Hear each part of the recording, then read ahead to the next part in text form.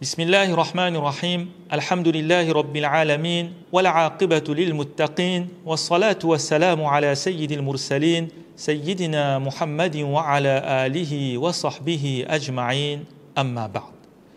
Chères mères et sœurs, chers frères, Assalamu alaikum wa rahmatullahi wa barakatuh. Toutes les louanges à Allah subhanahu wa ta'ala, le très clément, le très miséricordieux. Remercions Allah subhanahu wa ta'ala qui nous permet de vivre les moments bénis du mois de Ramadan. Remercions encore Allah subhanahu wa ta'ala qui nous permet aussi de profiter de la rahma, de la miséricorde qui se trouve pendant ce mois de Ramadan.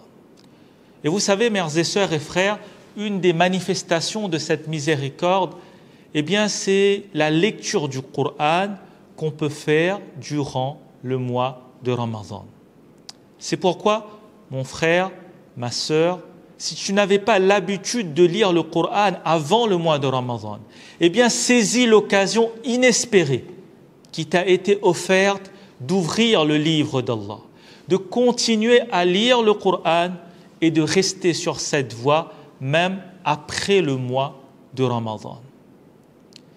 Et si tu avais l'habitude de lire le Coran avant le mois de Ramadan déjà, eh bien profite maintenant pour progresser dans ta lecture et pour étudier le Coran. Et cela même après le mois de Ramadan. En fait, dans l'étymologie même du mot Coran, c'est-à-dire dans l'origine du mot Coran dans la langue arabe, eh bien on retrouve le sens de lecture et de récitation.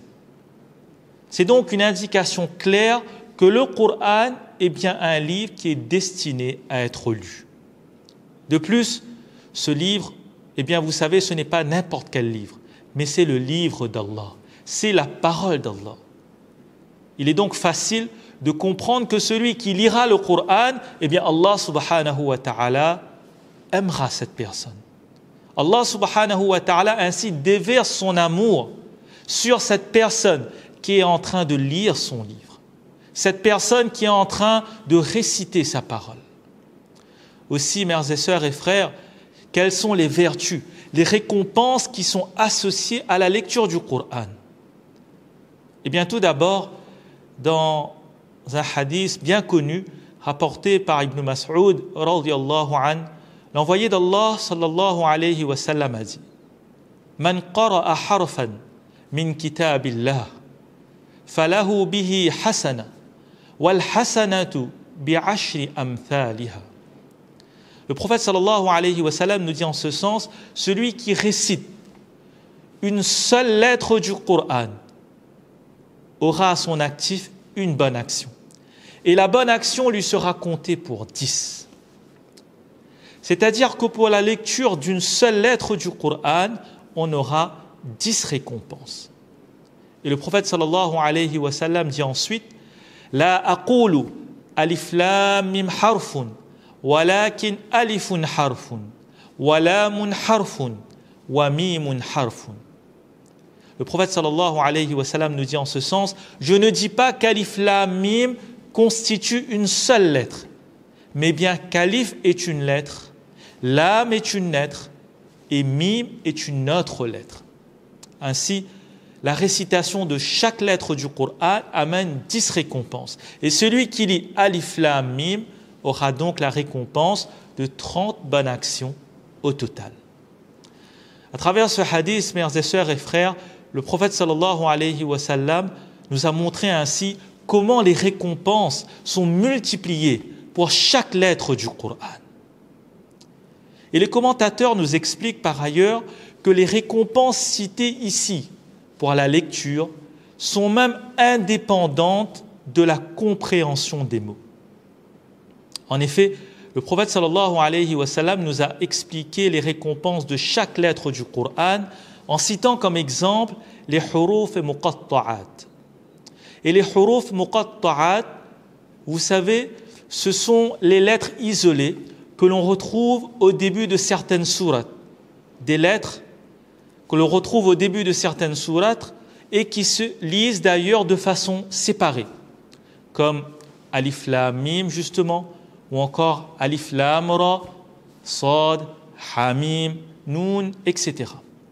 Or, ces mots sont lus sans même en comprendre le sens.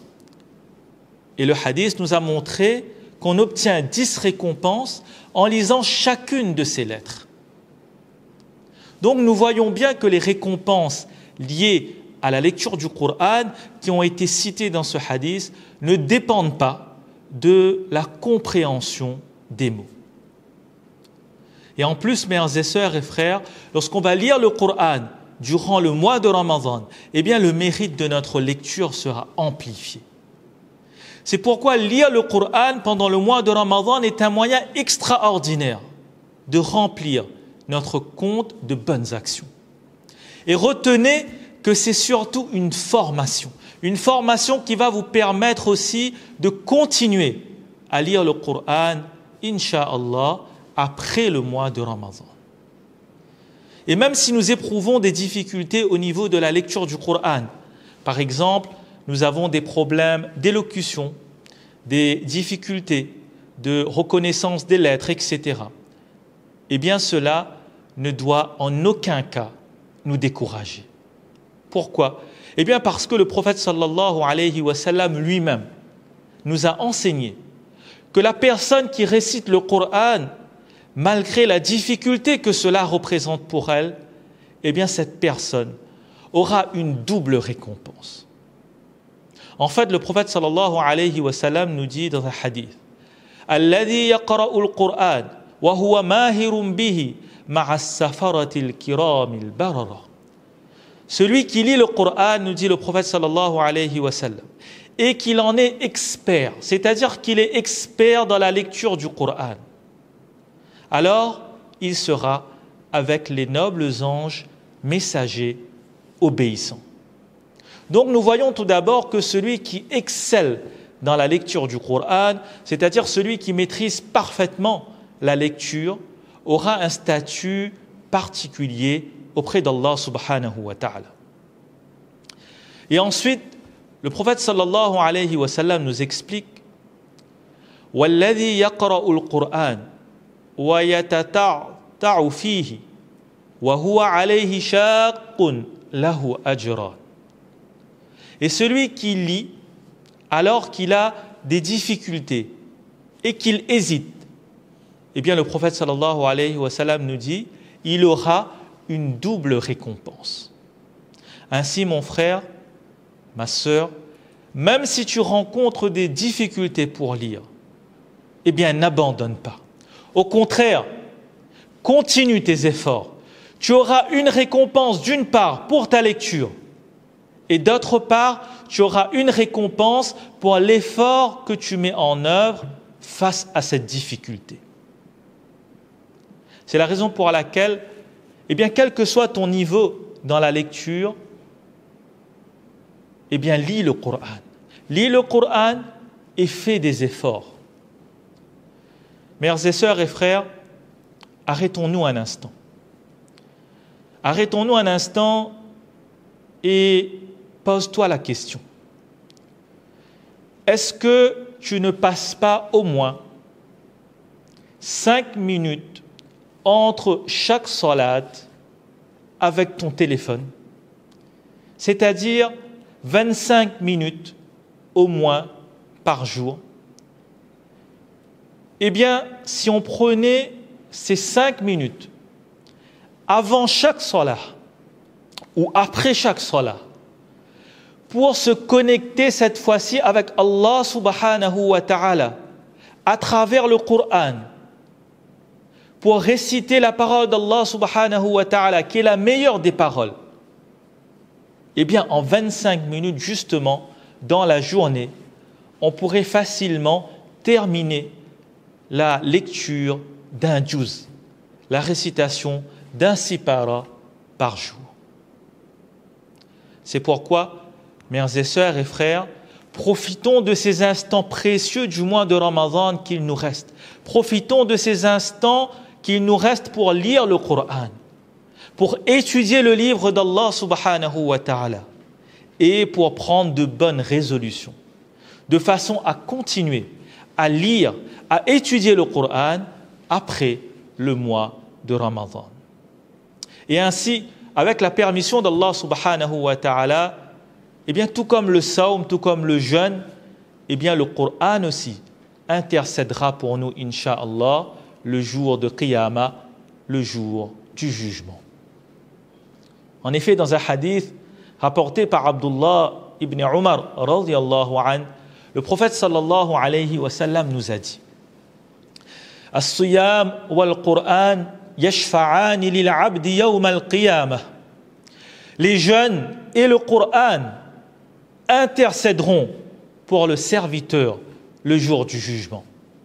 Le prophète sallallahu alayhi wa sallam nous dit à la suite: Yaqulu as-siyam Rabbi inni mana'tuhu at-ta'am wash-shahawat bin-nahar fashaffi'ni fi. Le jeune dira: Ô mon Seigneur, je l'ai privé de nourriture et de l'assouvissement de ses désirs pendant la journée. Accepte donc mon intercession en sa faveur. Wa yaqulu al-Qur'an mana'tuhu an-nawma bil-layl fashaffi'ni fi. Et le Coran ajoutera, nous dit le prophète sallallahu alayhi wa sallam: je l'ai privé de sommeil la nuit, accepte aussi mon intercession en sa faveur. Qal fayushaffa'an. Le prophète Mohammed sallallahu alayhi wa sallam affirme ensuite que leurs intercessions seront agréées, acceptées. En conclusion, mères et sœurs et frères, pour le croyant, pour la croyante, il ne peut y avoir de meilleure lecture que le livre d'Allah subhanahu wa ta'ala. C'est pourquoi, à travers ce mois béni, confinement ou pas, eh bien, prenons l'habitude de lire le Coran dans nos maisons.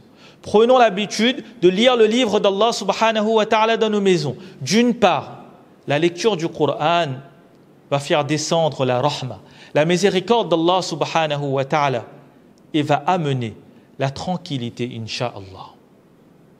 D'autre part, la lecture du Coran va amener la baraka, la bénédiction, et va nous protéger, incha'Allah. Enfin, la lecture du Coran est un excellent moyen pour obtenir la proximité avec Allah subhanahu wa ta'ala.